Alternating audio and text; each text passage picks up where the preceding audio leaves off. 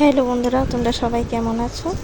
আজকে আমি দেখাবো সয়াবিন দিয়ে কীভাবে এমন একটা সুন্দর একটা নাস্তা বানানো যায়। এটা হচ্ছে বাচ্চাদেরও তোমরা এটা টিফিনে দিতে পারবে, আর বিকালে বা সন্ধ্যার নাস্তায় এটা অপূর্ব একটা খাবার, আর প্রোটিনে প্রচুর ভরপুর।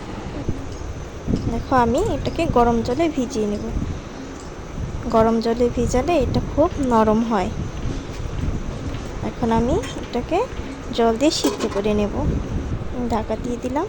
আর এখানে আমি নিয়ে নিচ্ছি বেসন আর হচ্ছে চালের গুঁড়া। বেসন যতটুকু নেবে, চালের গুঁড়া ততটুকুই নেবে। একটু লবণ দিয়ে দিলাম। এখন হচ্ছে গোলমরিচের এবং চাট মশলার গুঁড়ো দিয়ে দিব।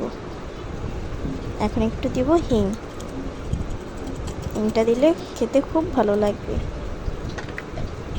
এখন আমি সামান্য জল দিয়ে এটাকে ভালোভাবে এই ব্যাটারটাকে গুলে নেব। ভালোভাবে গোলা হয়ে গেলে এখন আমরা দেখব যে সয়াবিনটা সিদ্ধ হয়েছে কিনা। Soybean ready. এখন আমি এটাকে এই টুথপিক কাঠি দিয়ে এটাকে একটু হলুদের গুঁড়া দিয়ে মেখে, ভালোভাবে হলুদের গুঁড়া দিয়ে মেখে টুথপিকের ভিতর একটা একটা করে আমি এটাকে গেঁথে নেব। এভাবে সবগুলো গেঁথে নেব। দেখো বন্ধুরা, কত সুন্দর আর খুব সফট হয়েছে কিন্তু সয়াবিনগুলো। আর এগুলো হচ্ছে প্রোটিনে ভরপুর। বাচ্চাদের এটা আকর্ষণ বাড়বে খেতে। তোমরা অবশ্যই বাসায় ট্রাই করবে এবং আমাকে কমেন্টে জানাবে যে কেমন খেয়েছো, কীভাবে খেয়েছো বা কেমন লাগে খেতে। অবশ্যই কমেন্ট বক্সে জানাবে। আমি অল্প কটাই তৈরি করব। কড়াইতে দিয়ে দিলাম সাদা তেল। তেলটা ভালোভাবে আসলেই এখন এগুলোকে আমি ব্যাটারে চুবিয়ে চুবিয়ে ভালোভাবে মাখিয়ে ডুবো তেলে ভাজবো।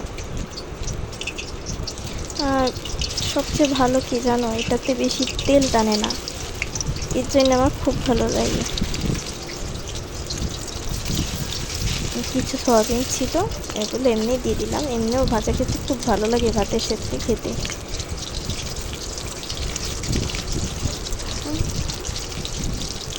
লাল লাল করে ভেজে নেবে, দেখবে কতটা মুচমুচে হয়েছে, অসাধারণ খেতে। আর ভিডিওটি ভালো লাগলে অবশ্যই তোমরা সাবস্ক্রাইব করে দিও বন্ধুরা, আর লাইক কমেন্ট শেয়ার করো। এই দেখো কি সুন্দর, কিন্তু দেখছো একদমই তেল টানে না। তোমাদের দেখাচ্ছি কি সুন্দর মুচমুচে হয়েছে, দেখেছো?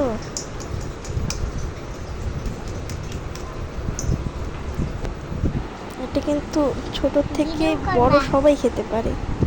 একটু লোভনীয় খাবার। আমার মেয়েকে দিয়েছি, দেখো আমার মেয়ে কতটা খুশি হয়েছে। খেয়ে বলছে যে খুবই ভালো হয়েছে মা, তুমি আমাকে বানিয়ে দিবে কিছুদিন পর পর। এই দেখো, অনেক ভালো খেতে, অনেক স্বাদ। আর সস দিয়ে এটা আমাদের বাচ্চাদের টিফিনে দিতে পারবে। বাই বাই বন্ধুরা, সবাই সুস্থ থেকো, ভালো থেকো।